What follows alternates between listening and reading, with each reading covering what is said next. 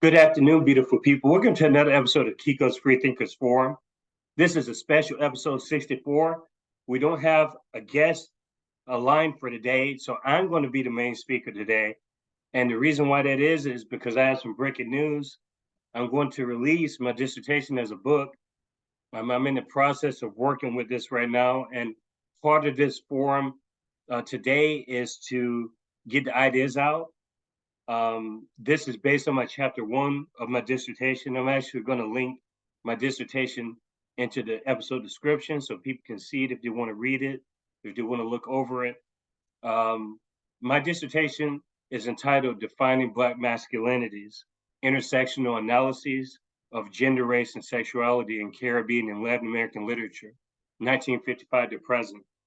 And so a lot of my stuff that I work with actually deals with outside of the literature itself. So a lot of this stuff that we're talking about in the fiction is occurring real time, um, speaking to a broader landscape of what's happening across the countries at this time.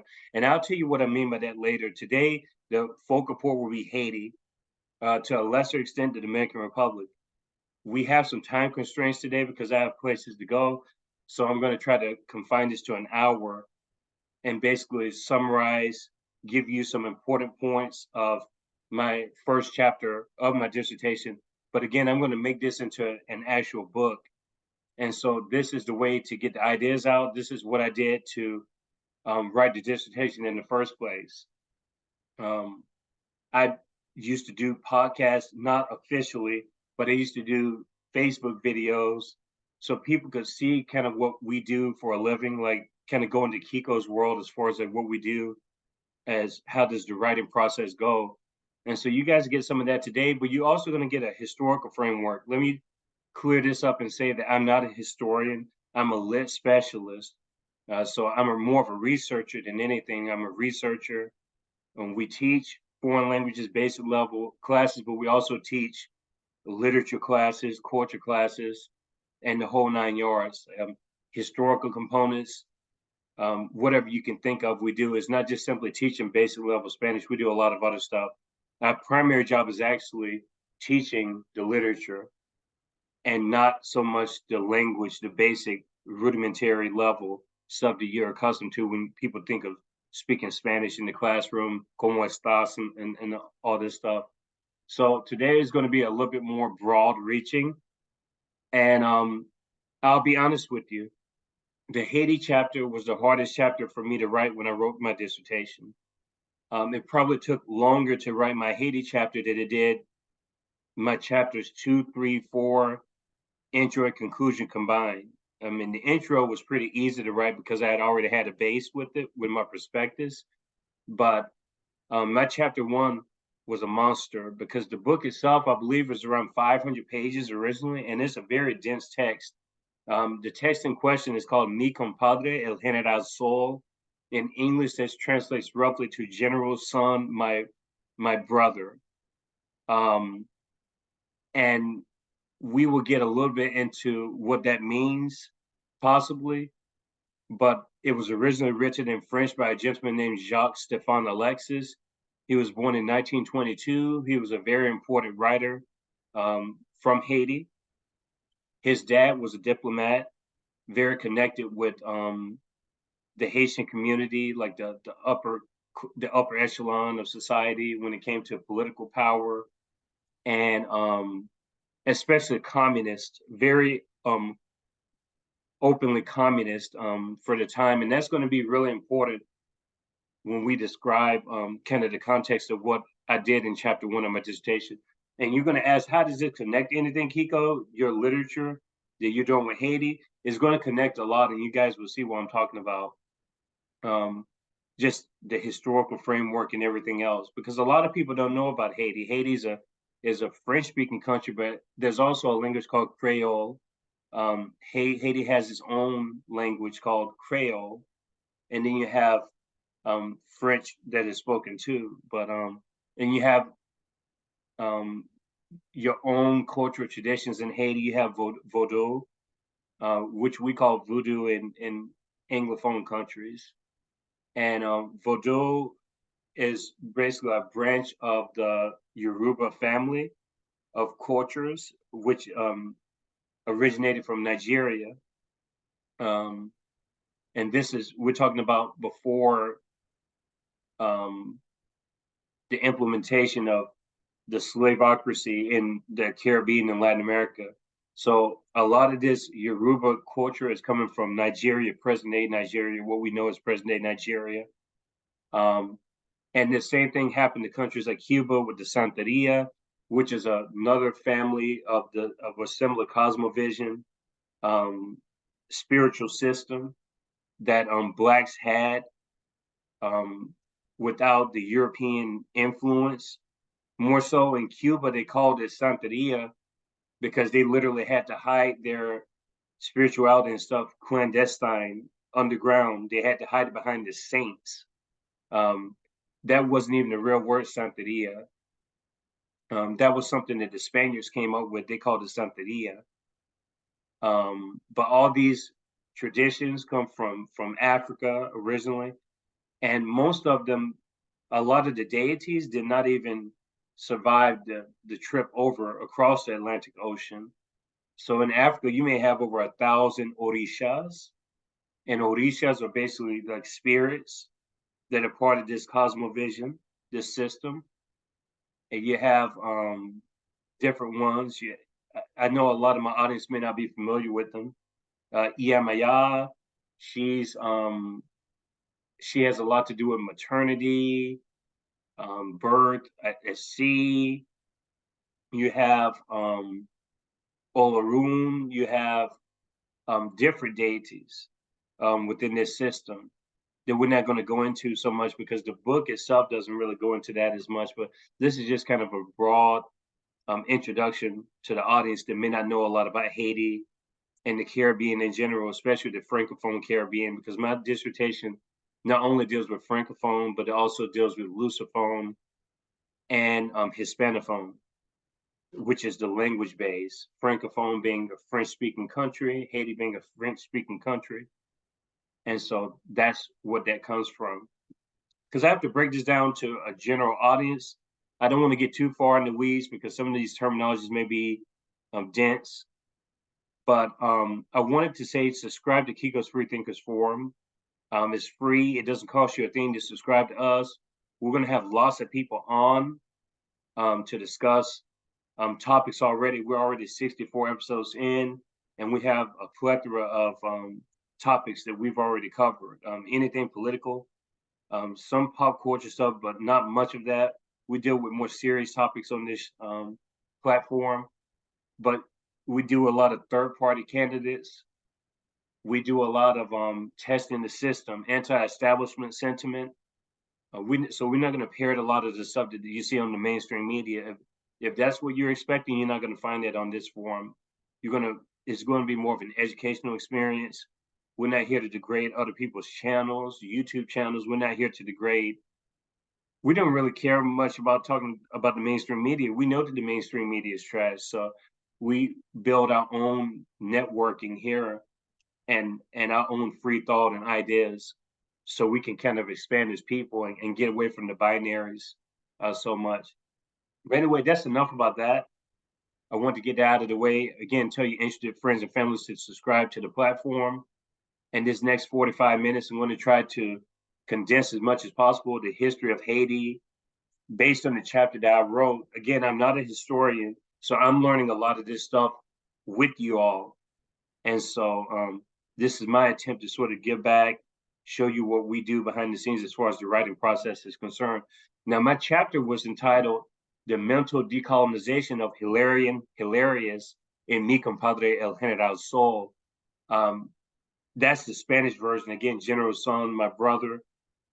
It was written in 1955 by the aforementioned writer Jacques-Stéphane Alexis. He was Haitian. He died very young. I think he died, he was like 39 years old. I think he died in 61. He was born in 1922. And a lot of this novel is self-reflective. A lot of it is self-reflection.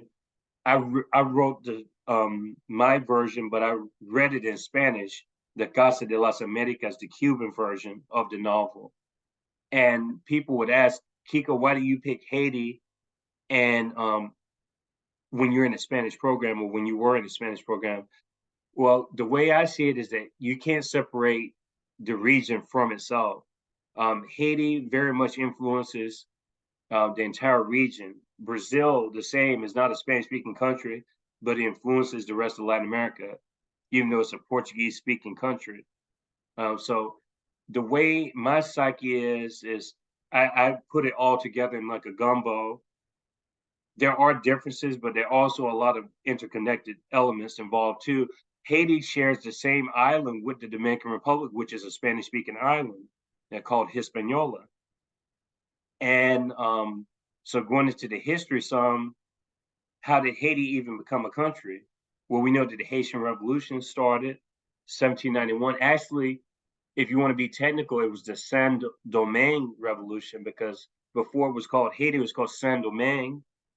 And San Domingo was on the other side with what is present day Dominican Republic. So you have that going on already. Santo Domingo is in the Dominican Republic, the city itself, but then you had a colony that was called Saint Domingue, which was before we had present day Haiti. And in 1804, we know that there was a successful Haitian Revolution. There was a 13-year process that led to that 1804 successful establishment of the first Black nation, basically, the first nation that was established by former slaves. And you have a lot of references of that in the book. Toussaint Louverture, probably one of the most important figures in Haitian history when you talk about any, like the building of the country. Dessalines. You had just different people throughout history. Pierre Baptiste Simon, we'll talk about some. He was the mentor of Toussaint Louverture. And apparently this revolution started under a big tree called Bois Camin. And, the Haitian Revolution basically spurred a lot of other sentiment outside of the country. So when you're talking about the 1791, you have the French Revolution going on at the same time. And then you have the fear of people in the United States of the slaves breaking away from their masters in the United States because of what happened in Haiti. So this has a lot of ripple effect in the Americas, period. And just to clear one thing up, some people refer to it as the subaltern genocide, subaltern being marginalized, I guess, in social science terminology, because it is true that a lot of these slaves, these former slaves, became generals, and they led the armies themselves. These were armies led by Black men, and they did exterminate a lot of the white French off of the island. That is true, but it's not 100% true. They didn't exterminate every single white person. Actually, some of the Polish people who fought alongside the Haitians, which they're Haitians too, technically, once they became Haitians, but the white Poles that came over actually helped some of the Black led armies. And so after the revolution was successful, they were viewed as Black people themselves. Like they were legally recognized as noir, which is Black in French. So it's not just to add some nuance to it, it's not just like a complete, just they killed every white person they saw. There was a little bit to it. But the ruling class elements were pretty much exterminated at that point. And some people would argue that that's why Haiti is in the situation that's in. Now, I'm not going to get into that theorizing, because it would be conjecture, honestly, if I did that. I'm not going to do that to my audience, but Haiti has definitely paid a price, and France has continued to just add misery to Haiti since 1804, honestly. and you're going to see this element in the novel when I analyze it some. But Haiti's basically been in debt for all this time because of giving back to France. France has a lot of the influence in the region still. Martinique, Guadeloupe, these islands in the Caribbean, a lot of these are this is France. It's just overseas version of France. They're called departments of France. So France still has its colonizing nature in the Caribbean and in Africa, as you've seen recently with all the uprisings in Africa. A lot of this has to do with the friction between France and its former colonies. So this is no different with Haiti. But going into an actual, like a little bit of a history lesson. So a lot of my basis was on a gentleman who was actually from Trinidad and Tobago. His name was C.L.R. James. And he wrote probably one of the most important books about the San Domingo Revolution, and it's entitled The Black Jacobins, Toussaint Overture and the San Domingo Revolution. And that tells you everything you need to know about the Haitian Revolution. It's like an unbelievable base. And I used a lot of that with my first chapter of my dissertation because I came in not knowing much at all about Haiti. I still don't know a lot about Haiti, but you got to remember I'm a literary critic. I'm not a historian. So I had to learn so much along the way too. So there will be a mixture between the literature and the history, but they're very much compatible. As you'll see, when I read this book, at times I didn't know what was fiction and what wasn't fiction because it's very much a historical document. The way this text is written, it's an epic written novel. It is a novel. And if you want to know anything about the history of Haiti, you can pretty much find fragments of that history in this text called General Son, My Brother. Mi Compadre General Sol in Spanish, the Casa de las Americas, 1974 version is what I use. But again, this was originally published in French in 1955. You have two main characters. You have Hilarion is the black male protagonist, and you have Claire Eros, and she is Hilarion's wife. She's black as well. Pretty much all the characters are black. Even the characters that aren't black, they're like tertiary, secondary characters. They're not primary characters. The question would be, do you consider the mulattoes black characters or mulatto characters? Again, that wasn't the point of my dissertation in this particular chapter. If I would have done that, I would have worked with other novels and other works. But there was a disparity. There still is a disparity. What do I mean by that? You had a very small upper echelon mulatto class. And if you all don't know what mulatto is, we have this dynamic all over the Americas, part of the old caste system, where you had the Peninsulares, the Spaniards who were the white Europeans, and then you had the Castizos, and then you had the Mestizos who were Native American mixing with Europeans, and then you have all these different categories. Mulatto being a black person mixed with a white person. So you have this element still going on today, even though some Latin Americans will deny these caste realities, but they're all over. Wherever you go, you see this in Latin America. And so Haiti is no exception, even though it's a majority black country. You have a very small portion of the country. There's an elite there, and that elite tends to be a mulatto elite. Especially within this context, we're talking about, and this is the tricky part about this novel. 1955 is when it was published, but a lot of what Alexis was writing about was during the time of the U.S. occupation of Haiti, which was from 1915 to 1934. And so that's how I was able to timetable what period he was referring to just based on what the text was telling me. I can't take things outside of the text that's not there. I can't add things in that's not there. I'm interpreting this based on what's in the text. And so the 1915 to 1934 U.S. occupation is present. It's a very heavy emphasis in the novel, at least for the purposes of what I was trying to achieve. And we're actually going to have Jeffrey Summers come on episode 33.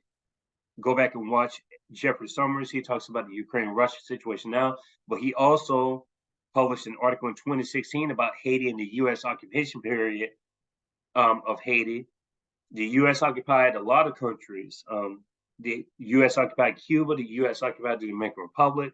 The U.S. has occupied a lot of regions in Latin America and the Caribbean over the years. And so this hegemony continues today, dictated by a lot of our political influence or our attempts to politicize parts of Latin America that don't really share our politics. That's a very common denominator.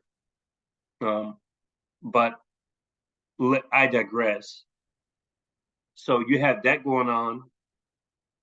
There's a big political issue. There's a tension going on between the Black man. Remember, you have the author that's Black. The character is Black, which I see it as a self-reflection because Hilarion is the author at times, but at times he isn't.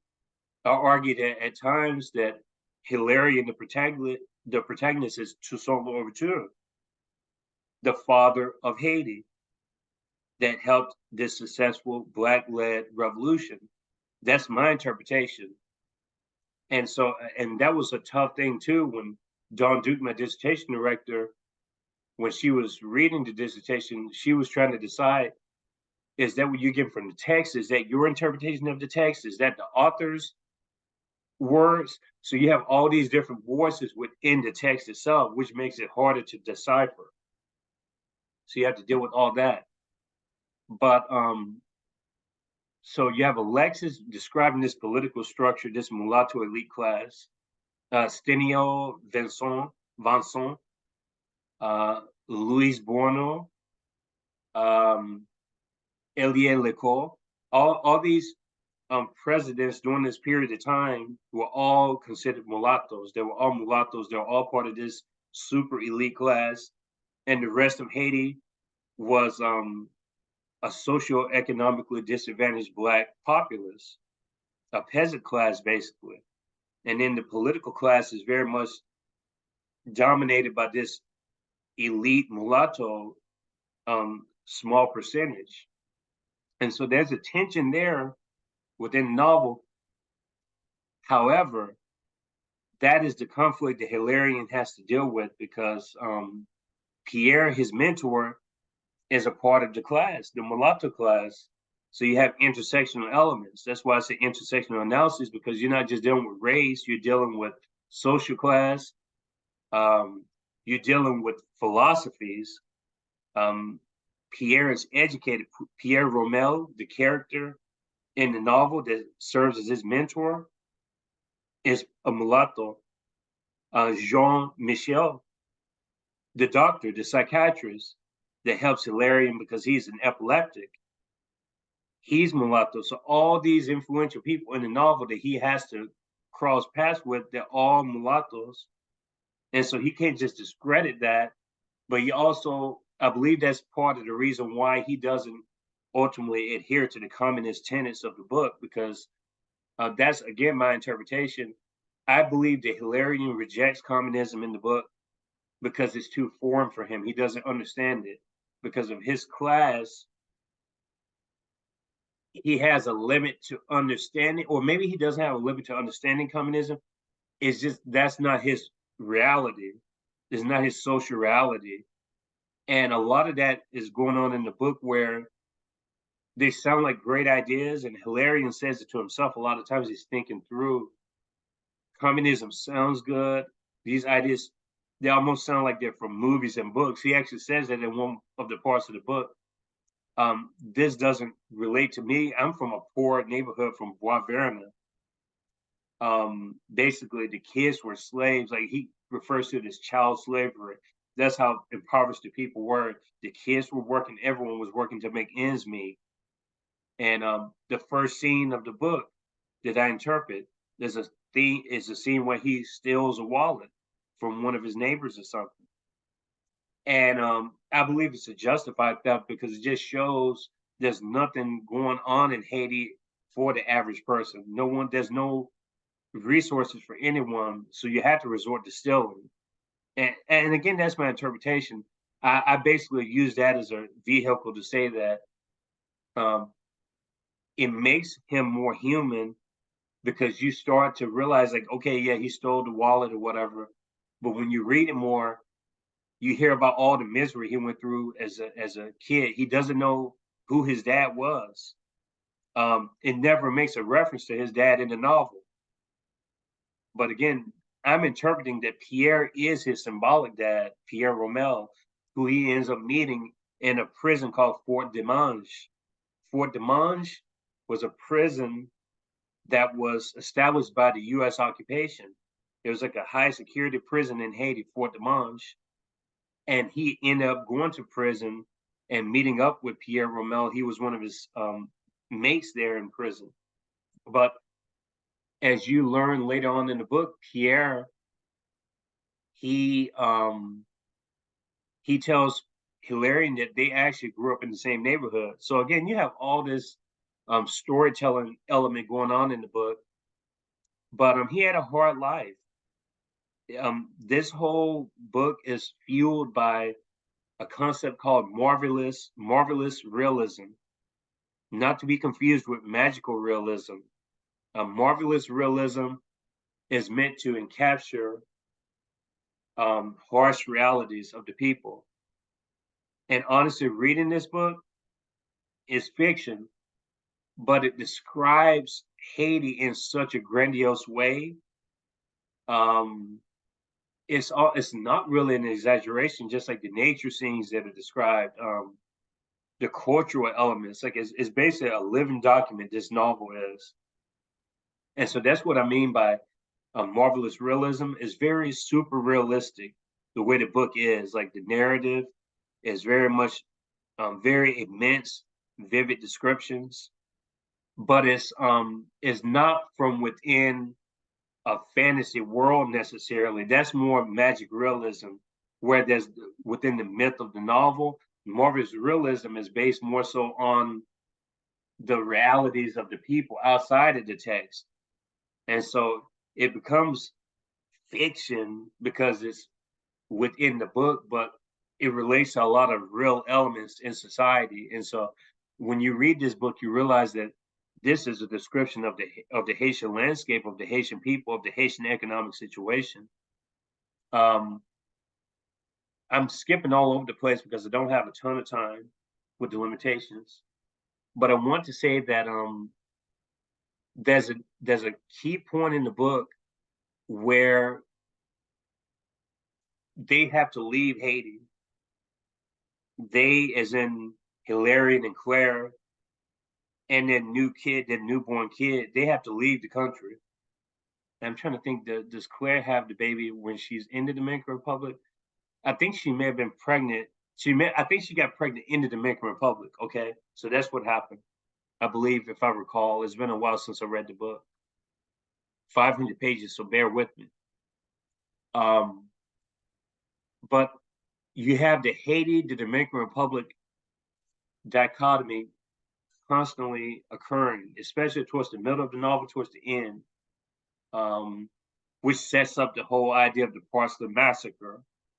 The Parsley Massacre is an unfortunate part of Haitian history, an unfortunate part of the Dominican Republic history. The Haitian genocide. A lot of people characterize this as a genocide against Haitians, happened in 1937, and they call it the Parsley Massacre because it plays on the linguistic differences between Haitians and Dominicans. Dominicans being Spanish-speaking people, Haitians being French-speaking people. Even though they're technically both Black majority nations, the Spaniards instilled a different type of system there. So there was a different mentality there in the Dominican Republic versus the Haitian reality, because not only a political structure that was a little bit different, but culturally there was more of an emphasis. Haitians, I don't want to say that, I'm not going to say that they're more Black. That's not a fair Haitians, I think, they kept more elements of their Africanness, like the elements that came over from the Middle Passage, from the transatlantic slave trade. I'll put it that way. Um, that's not to say that the Dominican Republic doesn't have African origins within that were imported into that nation.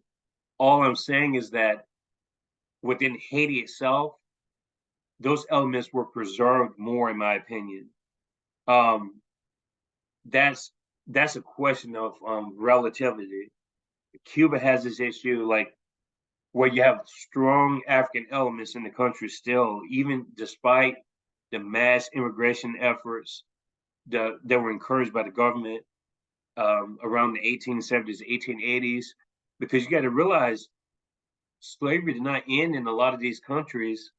Haiti's an exception.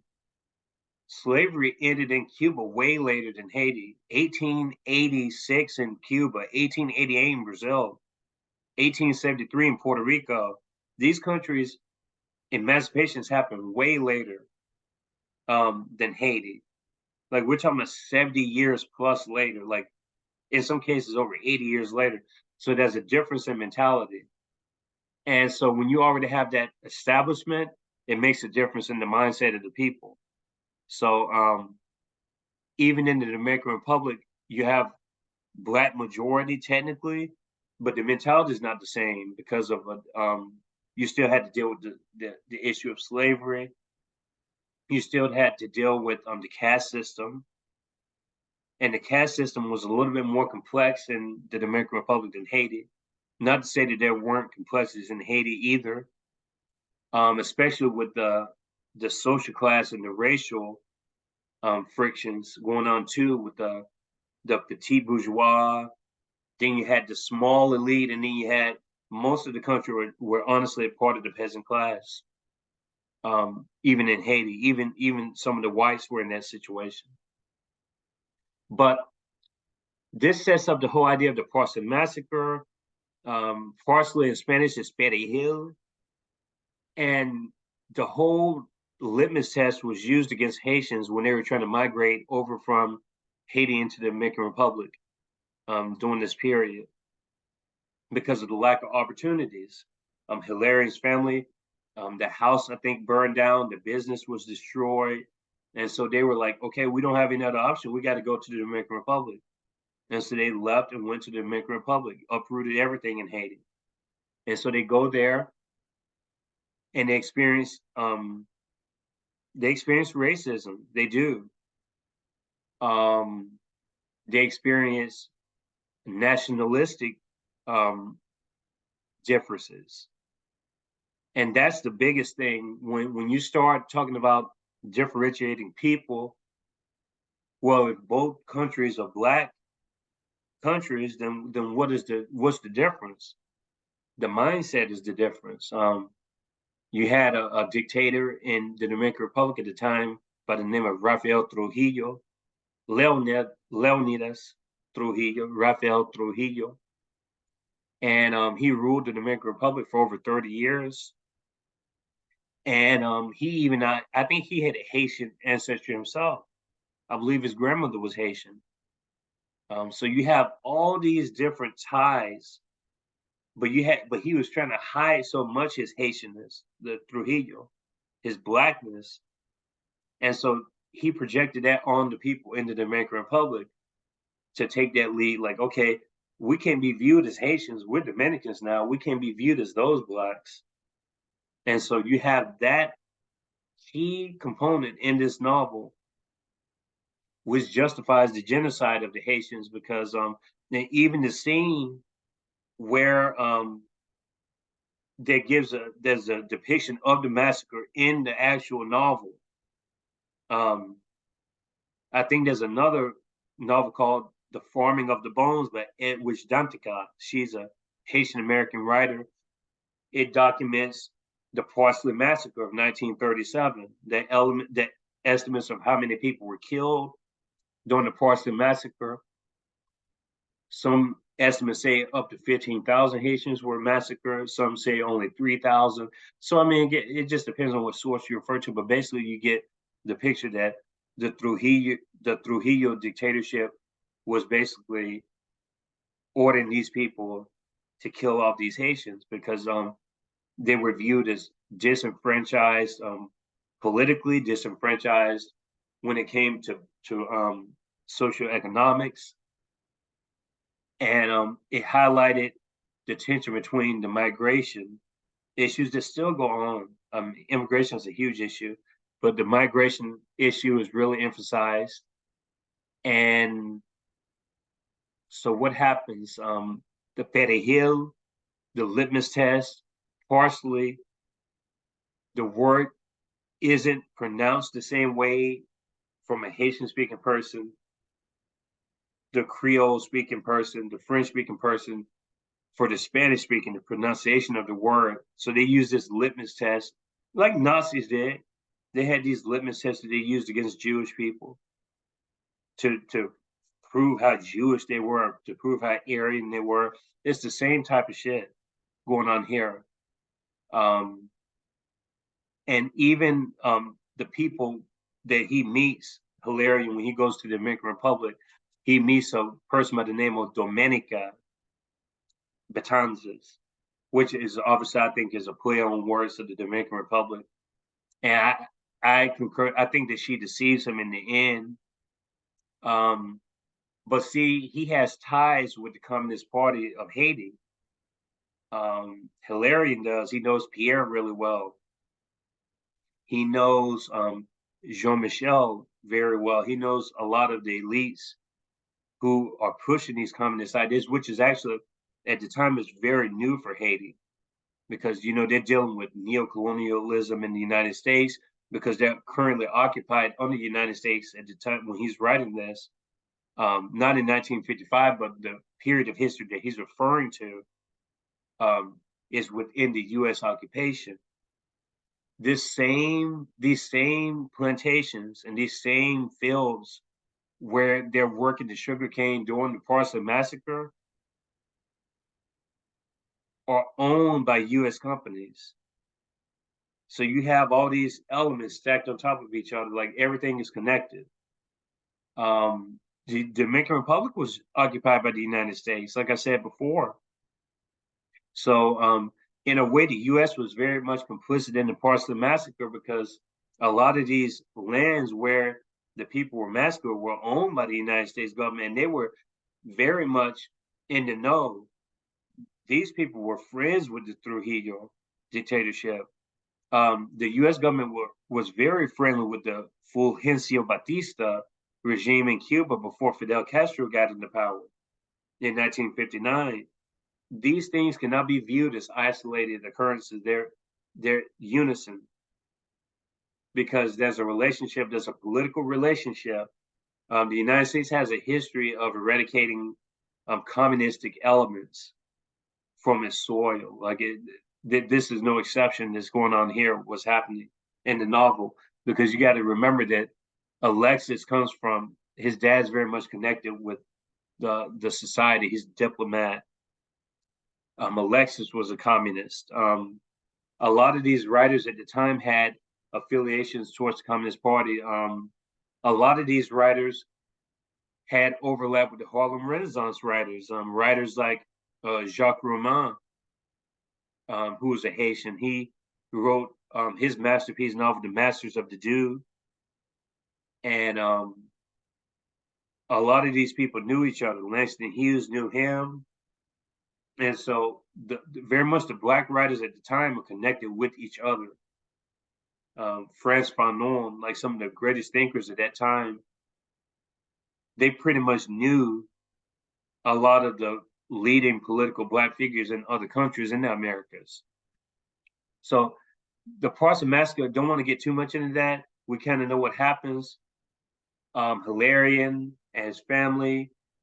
So just to summarize this part before I go into some of my analysis, and then I have to go.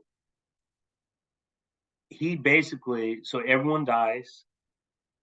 Claire doesn't. And so she's left without her kid, and she's left without her husband. I believe Claire survives at the end. And so, and it's open interpretation at the end. Alexa just leaves the novel just blank, wide open. You draw your own mental picture on what you think happens next. So Hilarion dies trying to go back to the border, going back home to Haiti. And that's how he ends up dying in the novel. Very much an epic novel. Towards the end, I mean, he talks for like 5 pages, like while he's dying. I mean, he's basically, there's like a monologue of him just dying, his last words. And it kind of goes into what Martin Monroe was saying. It symbolizes the Haitian that's in perpetual exile. That's the way this novel can be interpreted. The harshness of reality with the marvelous realism technique and the style that Alexis employs in the novel, and just the dire straight situation. The education models are terrible. The justice system is absolutely abhorrent. It's one of the biggest highlights of the novel, what Haitians have to deal with. And then you add the gendered elements onto it, you add the racial elements and the economic elements to it, you have the nationalistic elements. You have a lot going on. The title of the chapter, The Mental Decolonization of Hilarious, you're probably wondering, how did he decolonize his mind? Well, he tried to decolonize his mind by not being indoctrinated by communism equally as much as the neo-colonial mindset of the U.S. occupation itself. So for a Black poor Haitian in that time, and we're talking about between like roughly the 1920s, the 1930s, this time period, during the occupation, what are your options when you talk about philosophy? So that's where I connect decolonization with the concept called marronage. Maroon communities have been all over Latin America. They were basically self-sustaining communities by a lot of the Blacks that fled persecution of the slaveocracy and the settler class. A lot of these people settled in their own communities in jungles, rainforests, distant in the mountains, some cases. There wasn't always rainforest. Sometimes it was just distant places. And you have this idea of marronage in chapter 3 of my dissertation too. It deals heavily with marronage. So these maroon communities, Palenques in Hispanophone countries, they served as symbols of resistance. They served as liberating spaces. And so I argue that the only way Hilarion can find his own freedom is referring back to the Haitian Revolution. And that's why I believe that he embodies Toussaint Louverture in my chapter, where I call it the death and the death of a hero. I think is what I entitled the last chapter. The last subtitle of my first chapter is entitled that.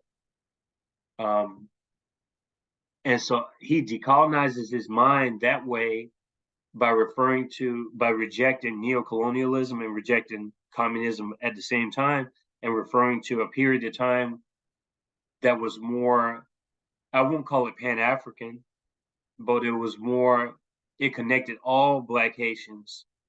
The revolution connected everyone. That's what brought everyone together. And so that's his reference point that he has to put his faith in, because that's what he has. He doesn't believe in these new ideas. He doesn't believe that the ideas that work for the upper echelon of society and the upper class, he don't believe that those ideas can work for him.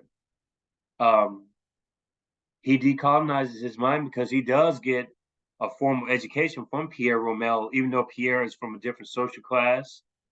And we already said before that the mulattoes had their own, um, there's a stratus going on, like there's a status and stratified society going on. So, but he gets an education from Pierre. Pierre is his father figure. I argue that he's his father figure because he doesn't have a quote unquote a real dad in the novel based on all of the descriptive elements leading up to this. There's no point where there's a suggestion that he has a dad. His mom is mentioned very briefly too. I mean, there's a little bit about his mom in there, but not a lot. Considering that you would think that this is, if the dad's not around, there's going to be emphasis on the mom. This is very much a male-centered novel. Very much a male-centered novel. As a matter of fact, the novels that I worked with in my dissertation, and I did also work with the theater piece, they're all written by Black men, and they're very much male-centered. And so with that, you have colonizing elements, unfortunately, and people rely on their force and their violence. But I'll get to that in just a second before I talk a little bit more about how Hilarion decolonizes the mind. He confronts the political system. He confronts the judicial system. He confronts the carceral system. He's beaten so much in this novel. Like he goes to jail for stealing the wallet. And it's just like he just keeps going. They keep justifying him staying in jail for just petty stuff. So he tries to defend himself. They beat him more. And then after that, they transfer him to a political prison, the one I mentioned before, Fort Demange. And I actually argue that that helps his liminality. And you may be asking, what's liminality? It helps his character development. It transfers him from a harsh, raw character at the beginning, and then he becomes a politically conscious character, which increases his liminality. Liminality, a liminal boundary, is a concept. It really, I first heard about it by a person named Victor Turner, a theorist named Victor Turner. But Victor Turner used liminal boundaries within the context of a religious ceremony, of a spiritual ceremony, like voodoo, for instance. It would be the part before the sacrifice of the animals or whatever. That would be the liminal boundary, because there's a threshold there that you have to cross before you go into another state of being. And so I kind of use that as a theoretical marker when we talk about his character development, because he's very much a raw character up until this point. But his political consciousness makes him more of a solid character, a more well-rounded, versatile character. So a lot of that goes into his attempts to decolonize. That's basically the gist of it. But the biggest point of masculine and the gendered components, because my dissertation's title is Defining Black Masculinities, I argue that there's two prevalent masculinities that Hilarion has in this first chapter. He has physical masculinity and reputational masculinity. Physical masculinity is what it sounds like, by exertion of physical force. And that was a very unfortunate, but again, it's a harsh reality. There's a domestic abuse scene when Claire is running the store in this novel where he hits his wife. And I analyzed that in the novel. And this is the first instance of such a behavior of this sort from Hilarion. He's an aggressive character. You kind of get the sense that he's a very raw, aggressive character. That's all he knows. But when that happened, it changes the whole complexity of the novel. So he doesn't hit Claire again. based on any textual evidence, but he goes into this mode I call reputation of masculinity. So he does it in a more passive way. So instead of beating his wife like he did in that one instance, he opts to cheat on her while she's pregnant with his kid, like their kid. And so he justifies this by leaving the house because it's just too much, to deal with your mate. And I obviously don't agree with this, but that's my interpretation of the book. And so it's a very masculinist, traditional hegemonic masculinity approach where the man feels like he has the freedom to just leave the house whenever he wants, and the woman is confined to the domestic space. So in many ways, this is a very realism novel.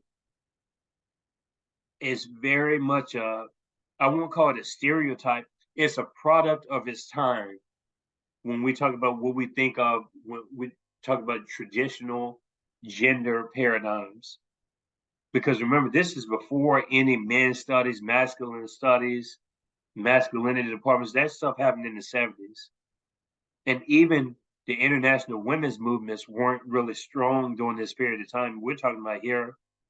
There was no LGBTQ worldwide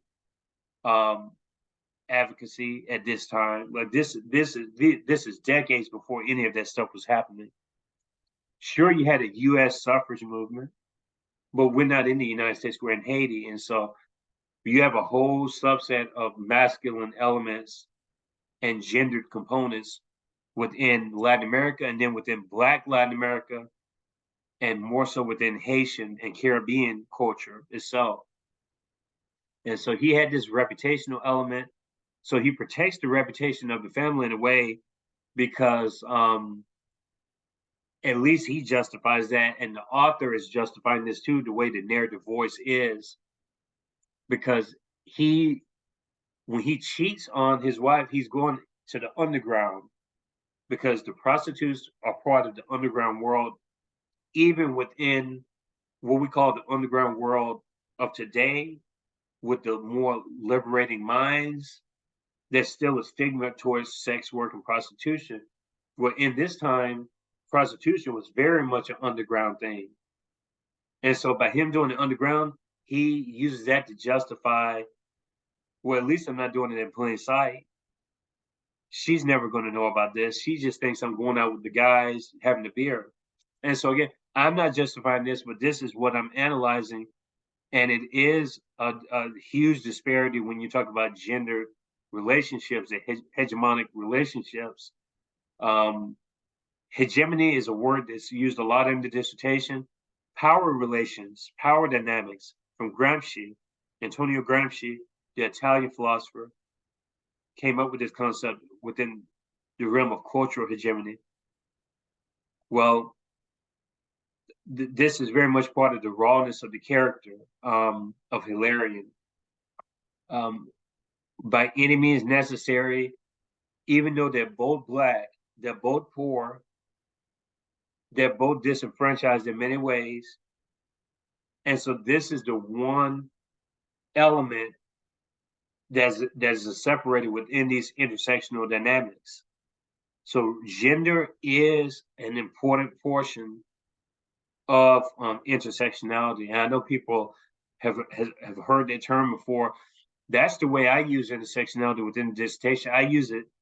Intersectionality has a lot of value, especially when you're analyzing literature like this, when you're talking about different elements of existence. I'm not just analyzing a race thing. I'm not just analyzing an economics thing. I'm not just analyzing a nationalism thing. But all these elements affect the whole of the person. And that is something that's not factored in to the discussion of CRT and intersectionality and positionality, because that would require too much thinking. That would require too much complexity So people go to the same talking points, the culture war shit, the talking points. But the way intersectionality can be used, not in Democrat and Republican, we're not talking about within that context. We're talking about in a real context of analyzing a person. Intersectionality actually has a lot of important value if people are willing to open their mind to that possibility.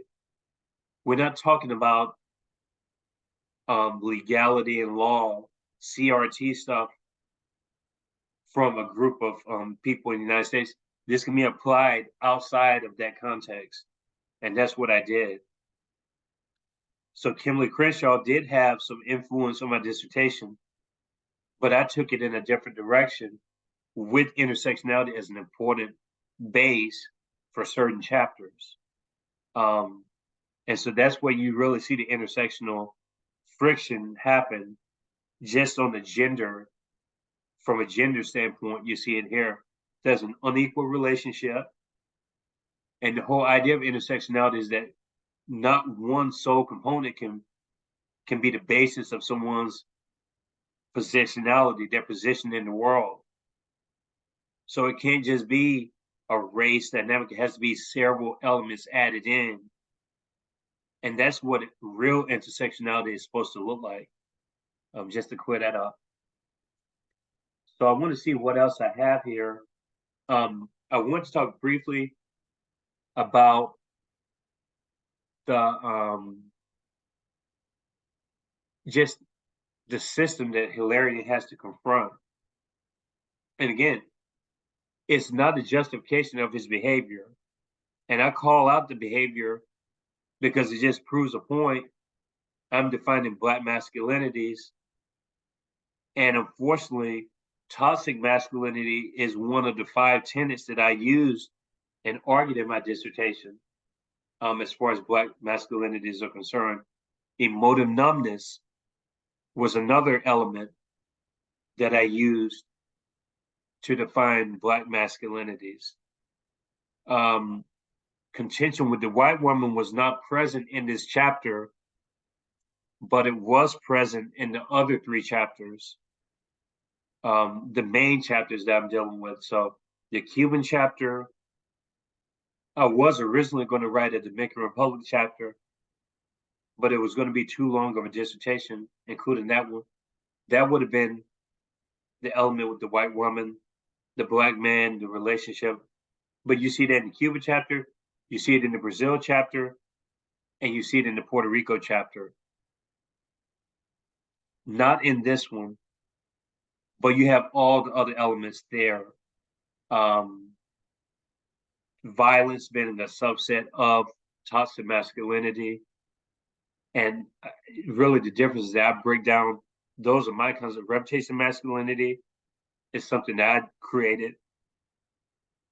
And physical masculinity, surprisingly, when I looked it up on Google, I would have thought that that was like a common, I guess, nomenclature, but it wasn't. I'm not saying that it's original, but I used it extensively, physical masculinity. And I've seen less, to a lesser degree, reputational masculinity used in the dissertation. If there's any questions that people have about it, just send them a response to this video, because I'm really rambling right now, but I'm just trying to give you guys a key idea of what I have to deal with and what I did deal with in the writing process, and what I will have to deal with again when I ultimately publish this as a book. If anything, I may have to take some elements out of this chapter, because it is a broad-reaching chapter. It was a very ambitious chapter. It was about 50 pages full of information that I came up with. I tried to do the best that I can. I got great reception, feedback on it. But one of the biggest complaints I got to some of my readers was that it's just too hard to read, because a lot of it's like you have to have a basis in the culture and the history and everything else. I'm trying to see if there's anything else that I can cover with Haiti. I think that's all I have for now. There's really too much. I would have to give 4 or 5 different episodes to really do this chapter any justice, and also to show what I'm trying to bring forth in the future. But I think you guys get a good idea, a glance into what I did with the chapter 1 of the dissertation. Didn't even talk about Negritude. We didn't talk about Frantz Fanon, Aimé Césaire. But these are all thinkers that were employed one way or another in the dissertation, especially in the first chapter, as an ideological base. But Marinage was kind of to me, that was the decolonizing element. That's what I argue was the decolonizing element of Hilarion. Pierre Rommel is symbolized by Pierre Baptiste Simon, based on C.L.R. James's book, The Black Jacobins. Toussaint Louverture is really the embodiment of Hilarion. This is stuff that I'm arguing. There's also a publication that I have in Spanish that talks about Marinage in Spanish, but it deals with an Ecuadorian novel, an Afro-Ecuadorian writer, Adalberto Ortiz. He wrote a book called Huyungo, and Huyungo, I believe, he was supposed to be Zumbi dos Palmares. Zumbi dos Palmares was the last king of Palmares in Brazil, in the northeast of Brazil. Palmares was a quilombo, which is one of these maroon settlements, but it's in Brazil, so it's called quilombo. I believe quilombo comes from it comes from an African word. Like I believe it comes from the Congo region, that derivative. But you have this element all over Latin America, the maroons, whether it's a palenque, a maroon, or a quilombo. In Brazil, these places where blacks settled, they're called quilombos. And so you have this Marinage, the Marinage element in different novels, especially in Black writing. I believe there's literary Marinage. That's a completely new concept that I kind of came up with. It's probably been used, but I expanded on it. And I was saying that Hilarion doesn't talk a lot, but he thinks a lot, and he does a lot with what he does with his thought processes. And he confronts the prisoners, he confronts the wardens, he confronts everybody because he feels like he has nothing to lose. He's a very headstrong character. Almost too headstrong at times, but that's what his rawness wasn't going to just magically go away. I mean, that's how he was brought up, without a dad. And so this Pierre guy becomes his mentor. Again, I argue that there's a symbolism there. And ultimately, Hilarion, I won't call it, he was a hero. I'm just going to be honest. The whole idea of heroic masculinity, that was prevalent at the time during a lot of the Black writing, even going back to the 19th century, the idea of a hero, this prototype. My other novels are very different, though. They don't. The third chapter has this the heroic element to it, but the first chapter is very much, if you want to call it a more stereotyped depiction of Black people, maybe the first novel is it. But even within this, the quote unquote stereotypical views of this Black man, especially, it's still a quite complex novel because without the navigation of history, literature, and politics, it's a very hard read, and even more so to write it and to interpret it and to come up with your own original thought. So I hope I was able to give you some kind of information on Haiti. I'm going to have Jeffrey Summers come on. Hopefully he comes on next month. I think we're in talks right now Episode 33, that featured Jeffrey Summers, has nothing to do with what we're going to talk about in the next episode that we do together. One portion of it will be, we're going to talk about Mikhail Gorbachev and the Soviet Union, and we're going to talk about the U.S. occupation period in Haiti from 1915 to 1934. And so that's where we have some overlap. And so you would get more of a context of what I mean by that region and that particular historical period. Then I talked about the Parsley Massacre. I talked about the U.S. occupation some, not a lot. I talked about the elite class some, and the narrative techniques more or less that Alexis employs, and just a little bit of my theory and ideas that I brought to the table. But beautiful people, I have to go pick up my son from school. Please subscribe, tell your interested friends and family to do the same. All the episodes are going to be like this. This is a completely ad-lib episode, honestly. I have just like this, a few, not even bullet points. I just got stuff written down on paper. My wife would call it a schizophrenic. She sees these sheets of paper just everywhere still from where I wrote my dissertation.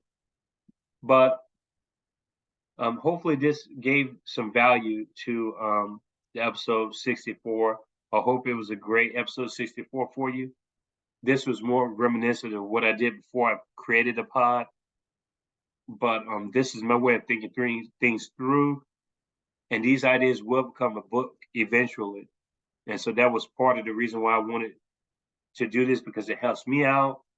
And at the same time, the audience gets some information that they may be able to use to contextualize Haiti and understand a little bit more about what goes on in Haiti and this friction between two countries on the same island with the Dominican Republic and Haiti.